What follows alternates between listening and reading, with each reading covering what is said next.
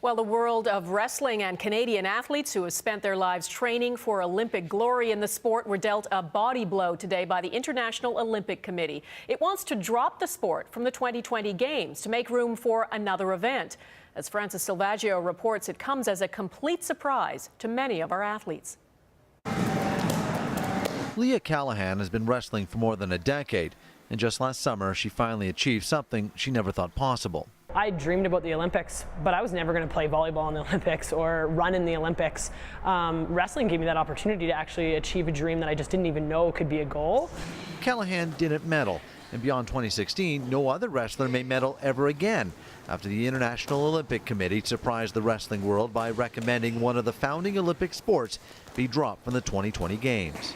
It is not a case of what's wrong with wrestling, it is what's right with the 25 core sports, and that, I think, is the way that we, as the IOC, would look at it. Using criteria such as global participation, TV ratings, and ticket sales, wrestling was thrown to the mat in place of sports like field hockey, taekwondo, and yes, even ping pong. The men from Hong Kong needed a strong push. The IOC actually calls the sport table tennis, but the coach of Canada's national women's wrestling team just calls the whole thing unbelievable. So there's actually 18 sets of medals that have been given to wrestling, which shows been a very important part of the Olympic program. So it comes as a huge hit and a huge surprise. See the leg position taken. And Canadian wrestlers have won 16 Olympic medals since 1908, including 2 at last year's Games in London, and the future was only looking brighter. I had kids that are looking toward 2020, and they're emailing me directly and saying, "What is this? What's going on? You know, like, is this true?" And you know.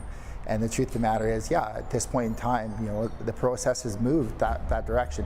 We have to find a way to change that direction. Wrestling's international body plans to fight the recommendation. The IOC's General Assembly must ratify the decision in May. Failing a reversal, wrestling will have to fight it out with several other sports to fill just one remaining spot in the 2020 lineup. It's heartbreaking. I know a lot of our up-and-comers that have those dreams, and I want it so badly for them to be able to have that same thing. Francis Silvaggio, Global News, Calgary.